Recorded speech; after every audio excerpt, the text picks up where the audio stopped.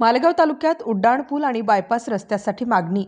मालेगाव तालुक्यातील मुंगसे आणि झोडगे गावाजवळील वाहतूक समस्या सोडवण्यासाठी उड्डाणपूल आणि बायपास रस्त्याची मागणी करण्यात आली आहे.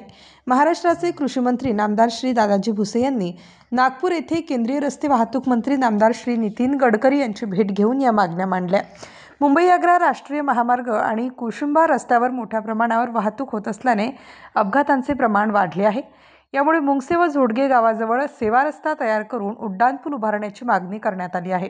याशिवाय कुशुंबा रस्त्याला राष्ट्रीय महामार्ग क्रमांक 3 पर्यंत जोडण्यासाठी बायपास रस्ता मंजूर करण्याचेही प्रस्ताव देण्यात आले.